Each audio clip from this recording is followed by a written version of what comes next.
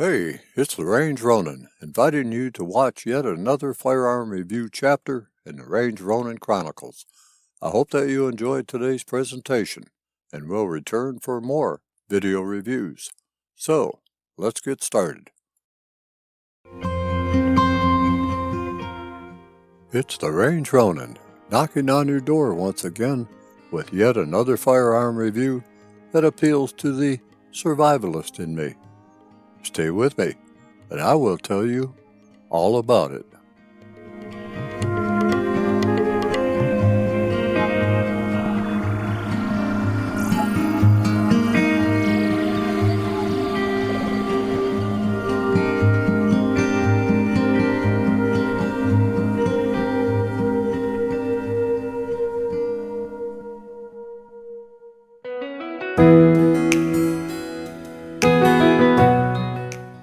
There are several, if you will, survival rifles in the marketplace.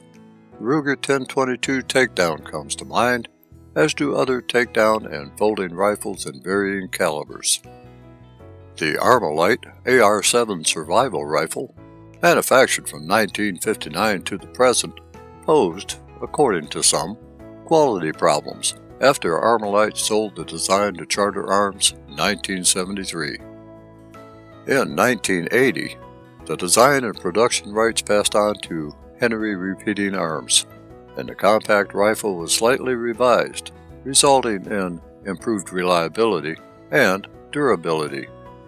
The AR-7 is now known as the Henry U.S. survival rifle that, since that time, folks have turned to for a reliable and easily packable 22 caliber long gun.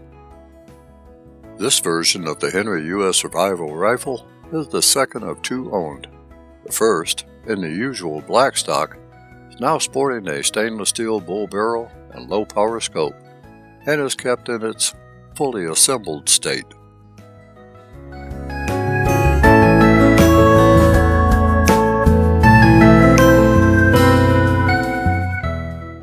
So, let me get into the particulars.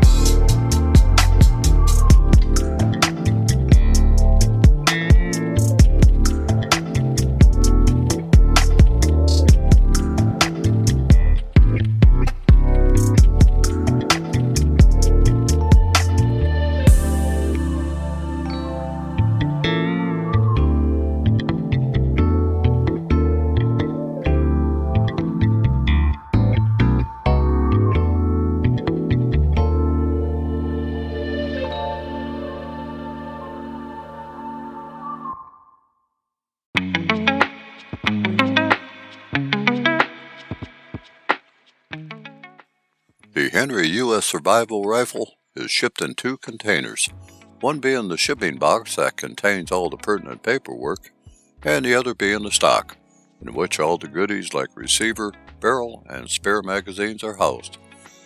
The butt pad is rubber and provides a waterproof seal to protect what is inside the stock from the environment. The first thing you will do, aside from gazing at the stock, is to remove the stock cap.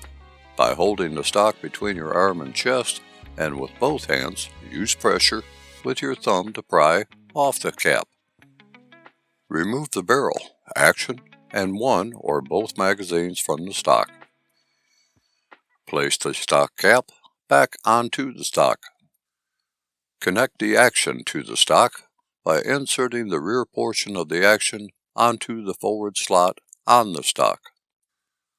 To secure the action to the stock, hold both firmly in place and rotate the stock takedown nut in the base of the pistol grip portion of the stock until it is firm and tight.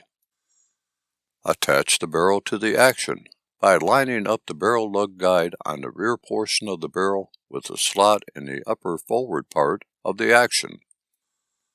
Lock the barrel into place by rotating the barrel nut, Make certain that the barrel is secured very tightly to the action. Now, let's take a full look at what we have. The 16 1/8 inch steel covered with coated ABS plastic barrel sports a nice ramp front sight, and which is drift adjustable for windage.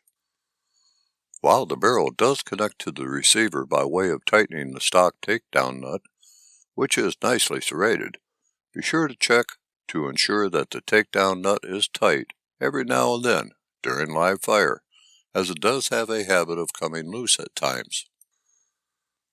The top of the receiver has a nice 3/8 inch mounting rail for optics that extends to the ramped peep sight, which is actually far enough to the rear to be used as a peep sight, unlike some forward-mounted peep sights that are actually more of a ghost sight than not. But there is a feature for adjusting the rear sight, at least for looking through, and which is not mentioned in the owner's manual. Looking at the rear of the receiver, there is a flat tip screw. What this flat tip screw secures is a plate that allows one to select a small or large rear side aperture to peep through. This unit is set to use the larger aperture. Some folks who have this rifle use the small aperture that provides a very small field of view of the target, which is helpful when trying to focus shooting at long distance targets.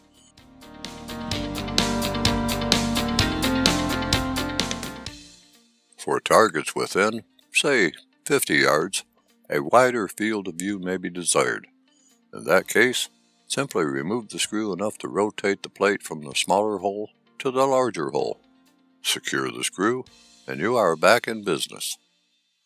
I opted for the larger aperture, as I will be shooting at distances between 17 yards and 37 yards when I take us both to the indoor and outdoor range a bit later. The receiver is a marvelous little thing, with its camouflage pattern well integrated into the stock, let alone the barrel. If you get the all-black version, you will miss out on this little detail. The magazine is well integrated into the front of the trigger guard, making for a nice, streamlined look. Just behind the magazine, within the trigger guard, is the magazine release lever that, when pushed forward, allows the removal of the magazine. Just above that trigger guard is the operating handle. A very small knob it is, indeed. What is nice is that the operating handle can be pushed in for storage or pulled out for operation. Note the ejection port. You know, that thing that allows spent cases to be, well, ejected. Seems small, but does its job well, as does the internal extractor and ejector. I need to return to that trigger guard because, well, that's where the trigger resides. The first thing you are going to ask me about this nicely curved trigger is how much does it take to pull the trigger? So you might as well go ahead and ask. Hey Ronan, how much does it take to pull the trigger? Well, since you asked, the trigger pull weight measured in at 2 pounds and 11.5 ounces, and it is not the best trigger you will pull or have pulled.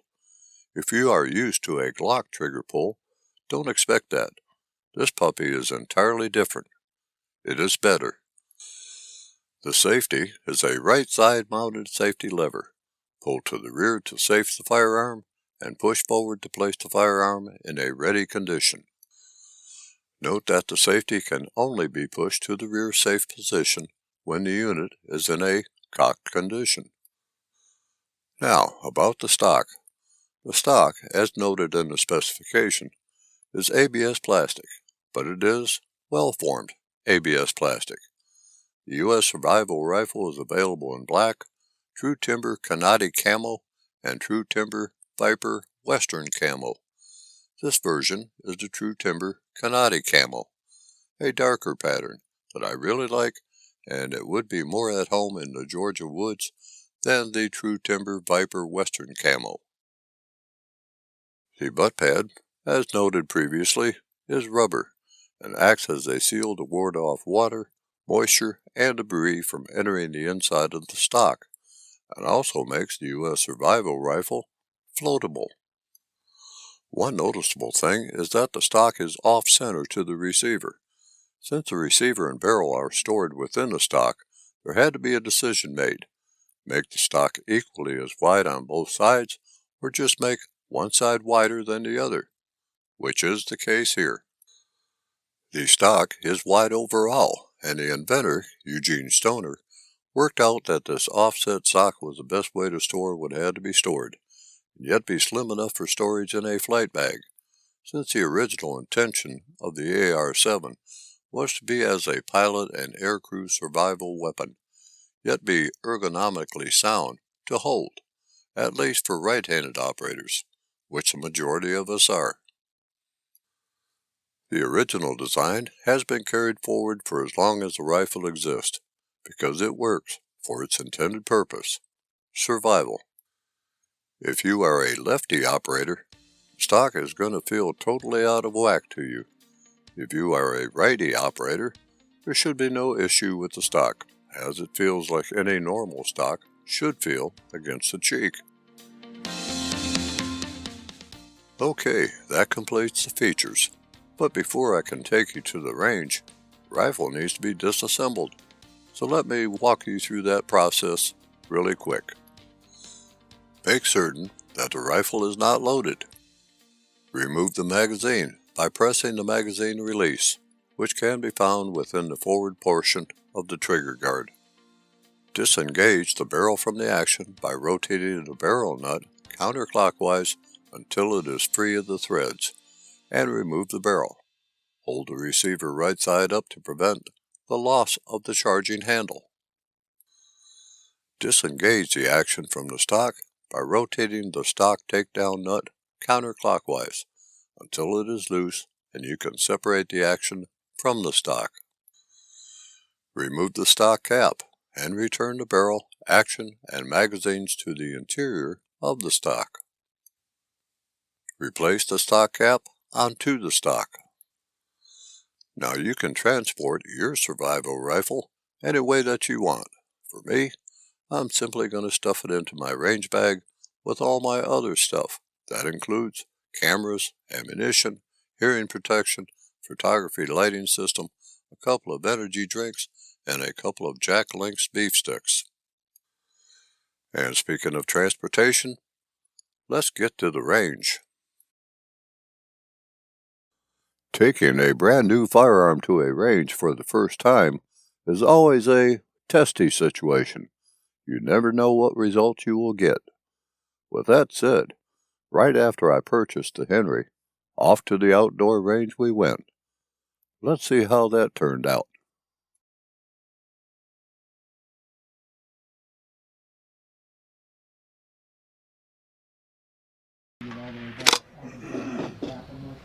Otherwise, sometimes they'll stay forward like this.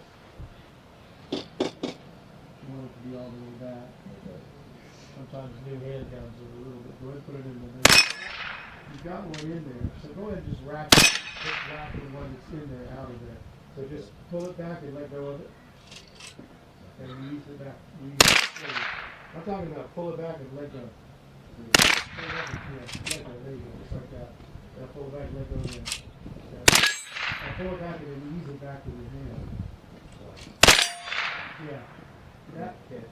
That might be part of the problem is too, is that they aren't really designed to be wrapped like that. They're not designed to be wrapped and then let it easy go back. Okay. That would be safety. Now just go ahead and just wrap it off and let it go. Work fine. That's probably part of that with user error. We're just easing it back.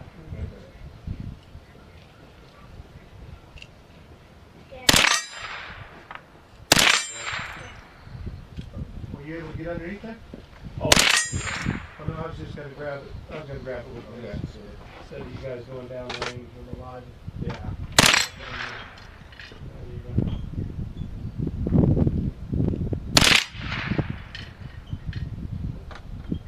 Semi-automatic handguns are designed to be After determining that the Henry was shooting left of center, I decided to take it to my indoor range for a couple of reasons. First was to zero it at 25 yards by adjusting the front sight, since there is no windage adjustment for the rear sight. The second reason was to try out a couple of optics, one dot sight and one scope. Both were compact and would fit into a survival pack.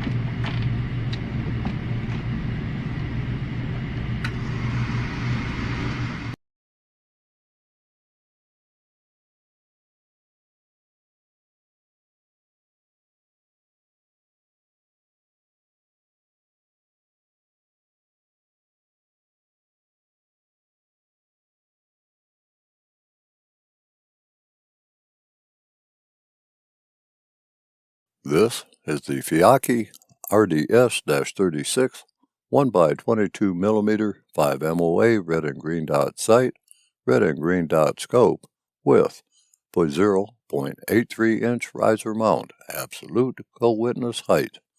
It is an inexpensive optic, but I did not need an expensive one to place on a survival rifle. I didn't need the riser mount, so it was not installed. I did need, however, an optic adapter. An 11mm dovetailed to 21mm Picatinny rail low-profile scope mount converter was installed. The converter cannot be mounted when the receiver is stored in the stock of the Henry, but I'll get back to that. Getting back to the optic, let me roll the specifications.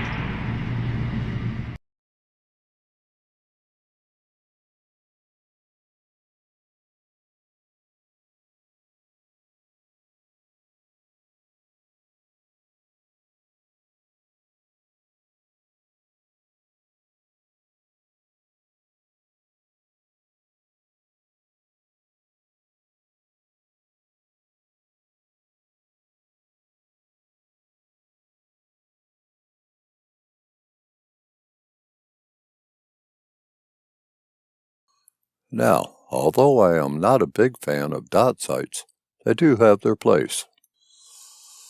I am really a crosshair kind of guy, and I happen to have an optic with a crosshair, a Nikon PR321 3x32mm compact scope, a no longer available scope, and which was a leftover from another firearm.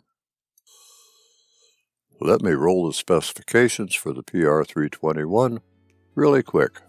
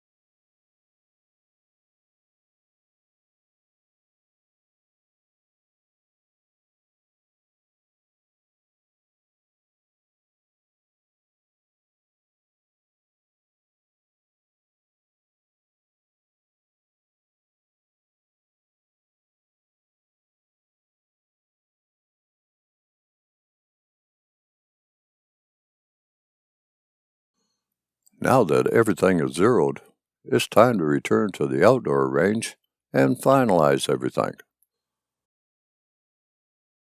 For the first part of the outdoor range session, the survival rifle will be shot without an optic, while for the second part, I'll install the adapter and both optics will be used. I'll tell you what optic is used when I get to that point. Ammunition-wise, and since the U.S. survival rifle is for, well, survival, I'm going to use CCI 36 grain copper-plated hollow point, which is rated at 1260 feet per second, and also CCI 32 grain copper-plated hollow point Stinger, rated at 1640 feet per second. I'll let you know what I'm firing when I fire it. So, let's get to the shooting part.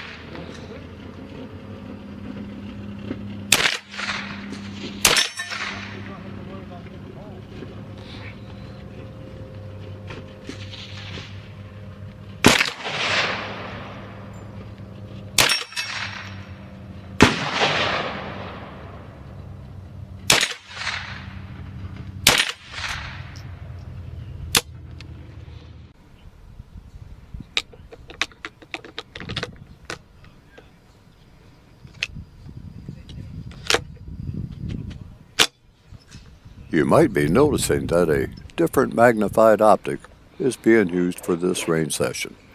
You would be right in your noticing. This magnified optic is an NC Star 2-7 by 32 millimeter scope. I'll talk about why the change up in magnified optics after I get through with this last shooting session.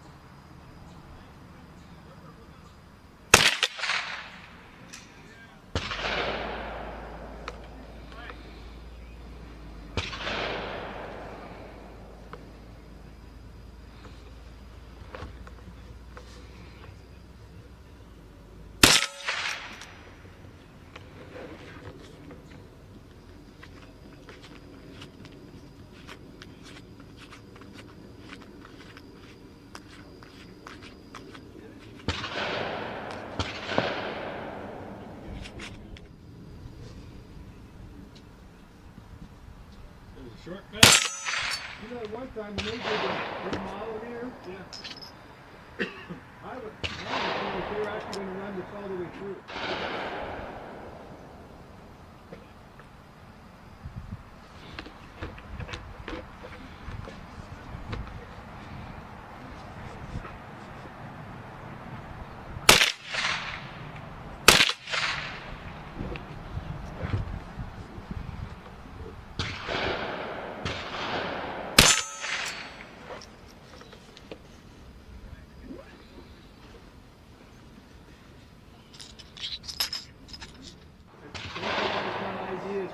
Remember there was, for a while there, the hot thing was charge or not. Yeah. And I haven't heard a whisper on that one. That must not have went over very good in the It must not comment have. section. So I don't know why they so finally landed. You know, Yeah. because they did those people on a Monday. 2 Mondays. But they just brought 2 guys up to see how it went. But if you just, if you brought them up, you're pretty.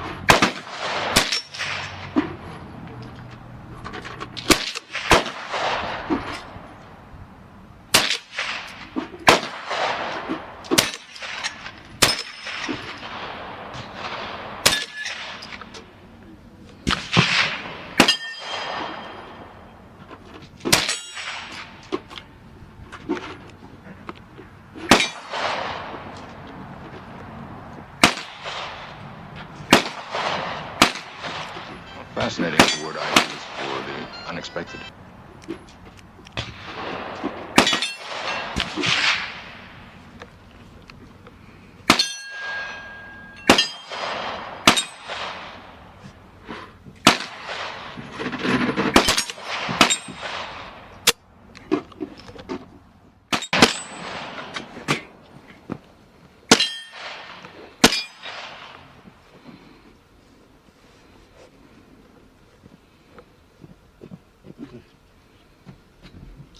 We're going to start with a rifle, easy rifle, meant for small game. You'll kill a bit, like up to like 50 pounds, 60 pounds.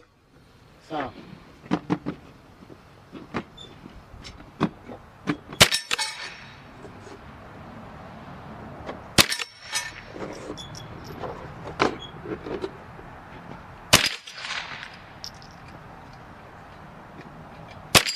shoot it.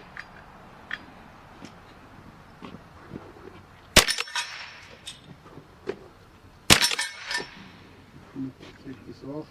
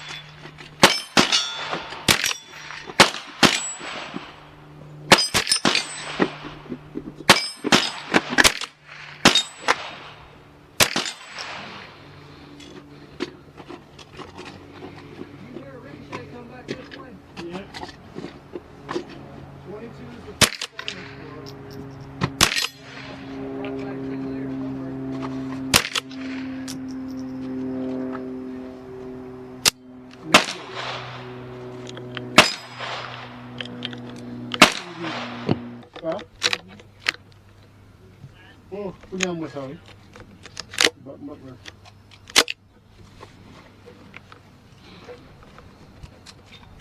Kasih tahu? Kasih tahu. Yeah. Nih.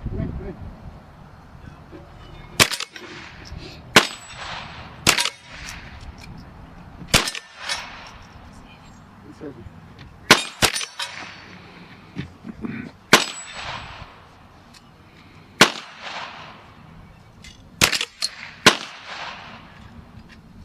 Do you remember the rules of gun safety?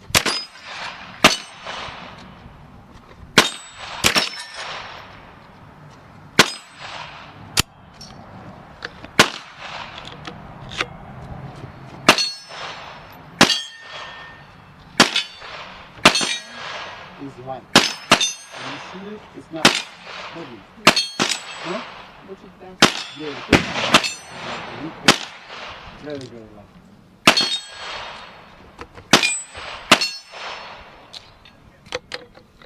This one.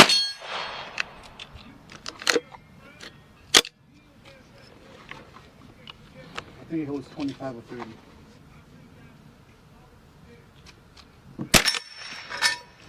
Will that be with that way?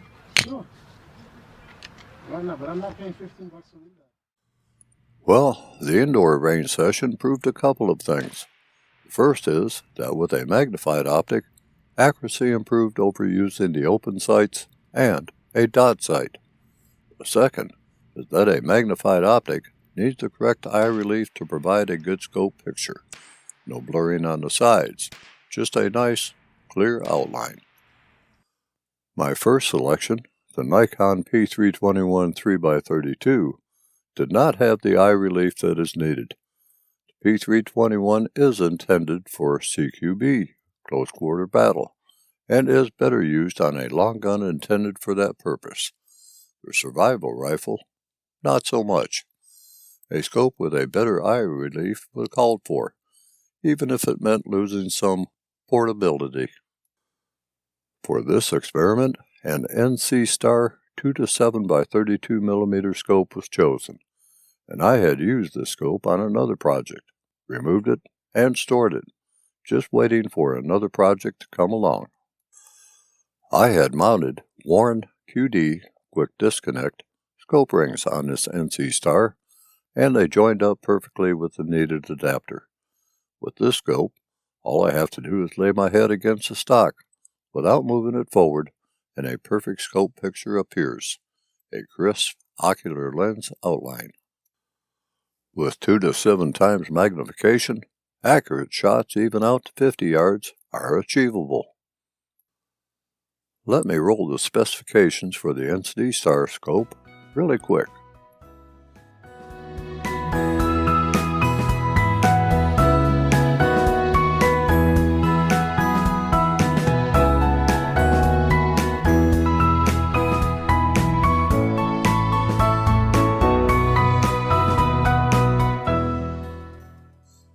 Note that the eye relief of the scope is 8.7 to 10.67 inches, which just turned out to be perfect dimensions for this rifle. The range sessions with the Henry proved that it can be reliable and accurate, but it does take a little work to get it that way.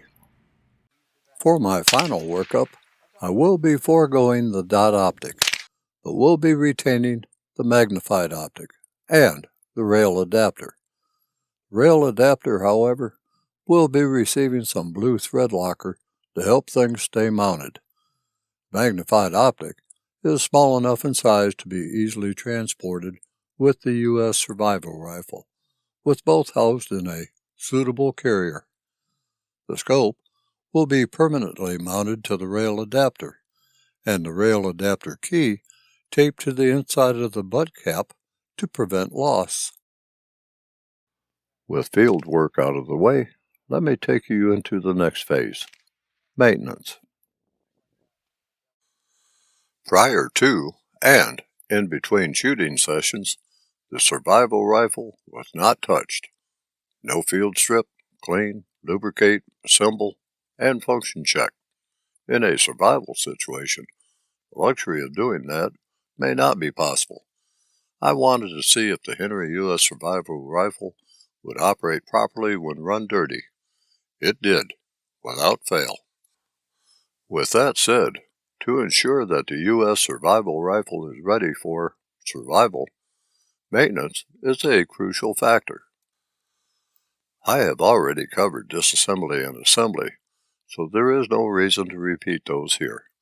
I'm not going to spend a lot of time on maintaining a firearm, as most of us know how to do so, but I will pass on what Henry recommends to maintain the U.S. survival rifle. Ensure that all exposed metal surfaces are coated with a film of oil. After being subjected to damp weather, thoroughly wipe the bore and wipe off the metal surfaces. Then apply a new film of oil. If exposed to a soaking rain, snow, or salt spray, a more thorough cleaning and oiling may be necessary, requiring removal of the trigger guard and breech bolt assemblies. Between seasons, apply a coat of grease to the bore and metal parts and store in a dry place. Do not plug the barrel, or store in a case made of fabric or material which will absorb the lubricant from the gun. To keep the bore in good condition, be sure that it is cleaned and oiled after each shooting session. Scrub with a nylon or brass brush which has been dipped in a solvent or bore cleaner. Remove the barrel from the action and clean from the breech end. Pass several cloth patches through the bore to remove all solvent. After removing the solvent, oil the bore with a good grade of gun oil on a cloth patch. Wipe any residue of oil before shooting. That's it, and that's all that needs to be said about it.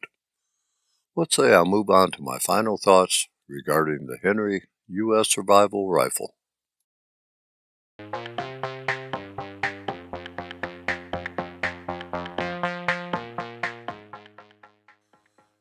The survival rifle concept and firearms that support that concept have been with us for a long time. A survival rifle is a lightweight, portable firearm designed for use in emergency situations, often for hunting small game or self-defense. Popular models include the Henry AR-7, Ruger 1022 Takedown, and Chiappa Little Badger, which are known for their compact design and ease of transport. The Henry AR-7, or the U.S. Survival Rifle as it is now listed, takes transportability to another level while retaining the history of its predecessors, like the Armalite AR-7 Explorer, Charter Arms AR-7 Explorer, and Charter Arms Explorer 2. Store it in a backpack or carry it assembled, no matter. Add a small dot sight or a compact scope for better aiming, and you will know that you have a firearm chambered in .22 long rifle that can be relied upon. It has been said that a survival rifle must meet the following criteria. It needs to weigh approximately 5 pounds. It needs to fit in a standard size backpack. That means the gun has to break down or fold in some way. It needs to use light ammo that is easy to find and carry. The Henry U.S. Survival Rifle meets this criterion and should, in my opinion, be part of any firearms collection.